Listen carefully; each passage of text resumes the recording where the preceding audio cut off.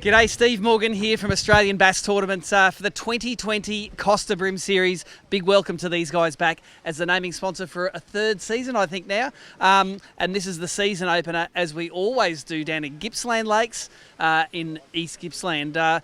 This was to be a road trip where we went to Gippsland Lakes and Mallacoota, but I bet you every single person watching this saw that Malacoota's had a fairly hard time recently with the fires. So we have relocated from Mallacoota, the second event, back here to Gippsland. So we have two events coming to you throughout this week and on the weekend.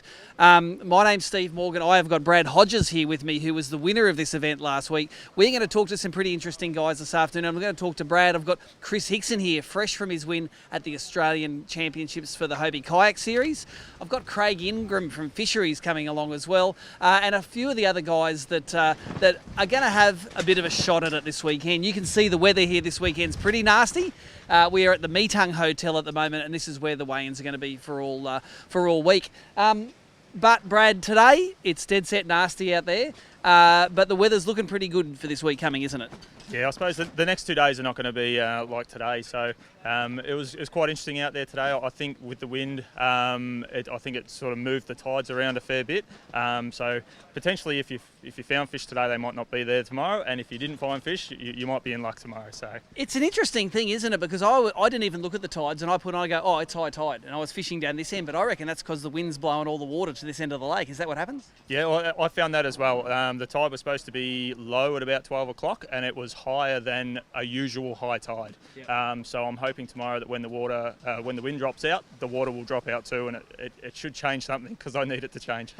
Well, come on, don't talk yourself down. You won this event last year, and in fact, coming out of the Victorian road trip last year, you had a first and a second place, and you were leading the AOY. So we have a bit of a joke at ABT. It's like giving this man money whenever we come to this joint. Your pre-fish today didn't sound like it was the best. No, most pre-fishes down there are pretty tough. I suppose you try and manage your spots a little bit, and then you get to a point where you really need to try and catch a fish just to give yourself a bit of confidence. And it took a long time to get a fish in the boat. So if it's like that tomorrow, I'll probably run out of time. But I'm hoping with this wind and tide, things might change. Yeah, look, you've had a great history on all Victorian arenas, really, but in particular this arena here. Tell us what you think's going to happen this week with the pressure. We've got over 40 boats in each tournament. We're going to be fishing. We've pre-fished today. We've got a 2-day event. We've got another 2 days of pre-fishing to keep it level for the guys only doing the second event, and then another 2-day tournament.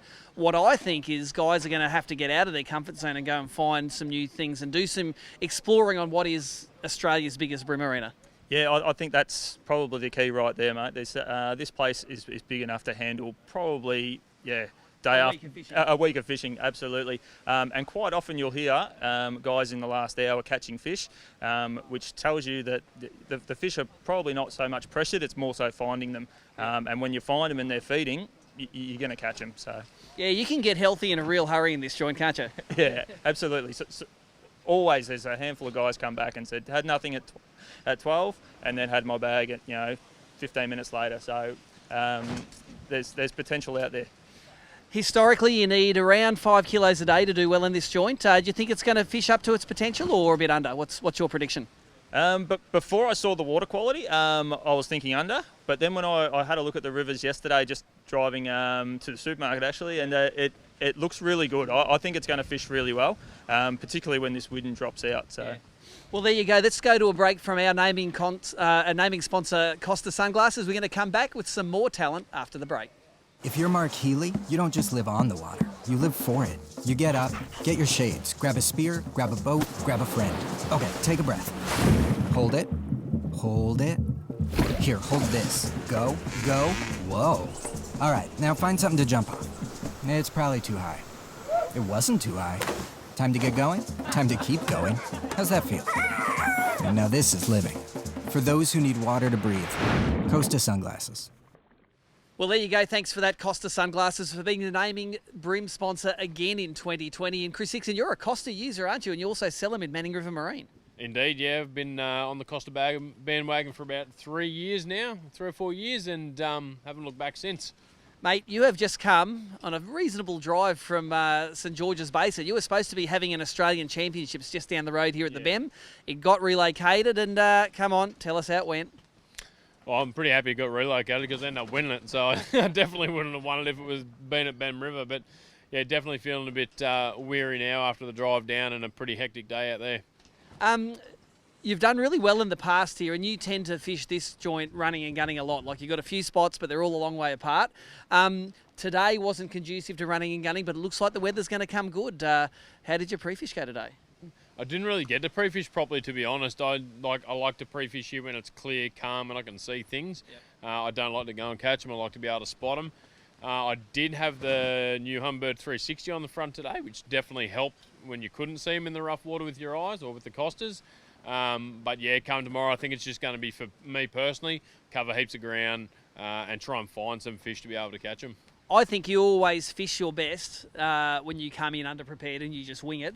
And also, a note, you'll see Chris fish all year. He is the worst estimator of fish weights ever. We were watching the live stream of the Hobie weigh-in yesterday in the lounge, and you go, oh, it's going to be close. I think I've got about the same as what I need. And we're all just sitting on the couch going, he's going to have heaps more than that, because you are shit house at that, aren't you? That's because I don't ever measure anything when they're that big. I throw them in and hope, pretty much. But I was quietly confident yesterday. I had one really good fish in there I thought was sort of up over a kilo, and then the very last cast, or I made it the last cast, I got another nice one that was probably close to a kilo as well. So it was always going to take a lot to beat, but Gleno, he did a pretty good job of getting there. Yep. And, you know, every day someone caught a real big bag or a bigger bag than you caught, but it's all about that consistency, putting the 3 days together, isn't it? Yeah, especially in the Hobie series, because it's only 3 fish, you've sort of got to have a consistently solid bag every day. That's why I was feeling a bit down on the first session. I had 3 really good average fish in there. I just couldn't get a kicker for the first 2 days, and I got that kicker the last day, which definitely helps. Well, that's what helps, mate. Thank you very much for your insight, Chris. Let's catch up now with Cam Whittam to see what he thinks is going to go on in this first event. All right, due to the magic of modern television, here he is, Cam Whittam, a man who's always, what is it, semi-dangerous on this arena? Oh, well, that was a few years ago. Now fully dangerous? Nah, tape it off. Cam Whittam's always one to watch here at Gippsland Lakes. I think you've won at Gippsland Lakes and at Malakuta. Like every venue we fished at Malakuta, you've basically won there. Yeah, I've won. I think I've won both twice. I love this place. I just love the big fish that you get here. Can be a little bit spot dependent though, but it's just cracking fish here. It's just awesome. I just love it. One of the interesting things this week is because we've had that Malakuta tournament relocated to here, we're basically on the arena for nearly a whole week. How do you think the venue's going to handle the pressure? I know the brim here are pretty mobile, but how do you think it's going to handle it?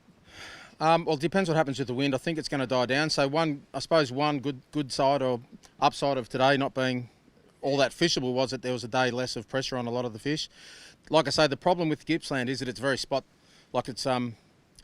dependent. So there's like a lot of hot spots, which everyone knows, the mouths of the rivers, you know, Meetung here.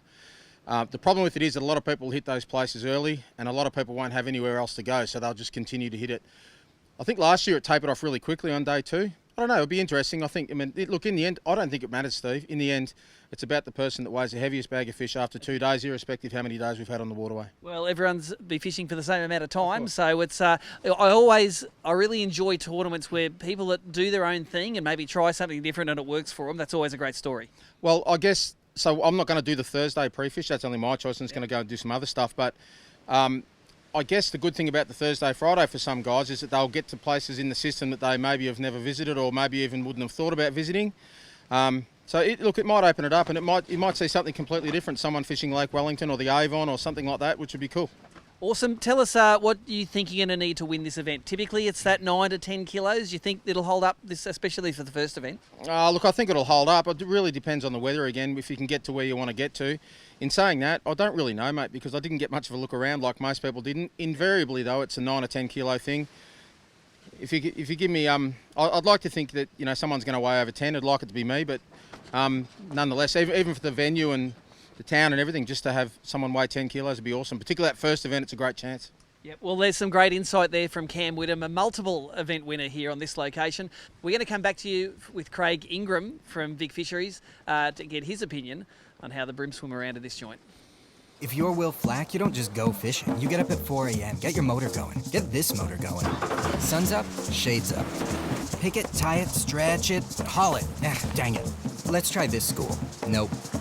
Best restaurant ever. You were gonna be back by 3. 3-ish? 6-ish. Bonefish, 2 o'clock. Strip, strip, strip. Hit it, kiss it. That's it. Okay, your turn. And now it's a fishing trip. For those who need water to breathe. Costa sunglasses. So here he is. We've got Craig here from Fisheries, and Craig doing a bit of secret squirrel stuff we can't talk about at the moment here, but you're very familiar with this region, and it's done it pretty tough with the fires recently, hasn't it? Yeah, look, the tourism industry's really suffered, and wreck fishing tourism's worth a lot of dollars to these communities, and the summer period is normally the busiest time of the year.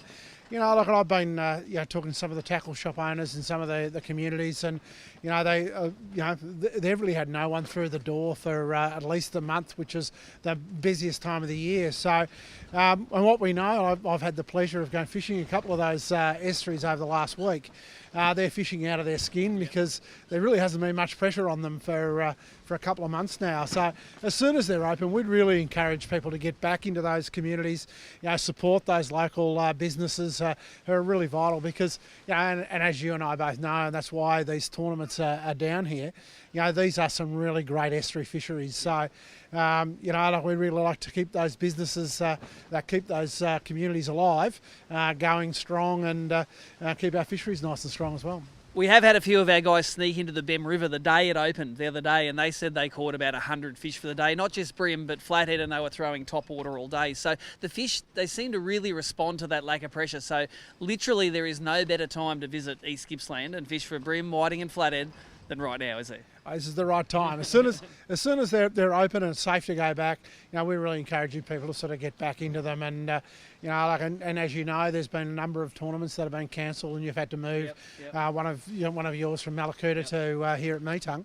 The Hobie tournaments and the others have also had to cancel their tournaments. So that's a lot of dollars that isn't going to be into those communities.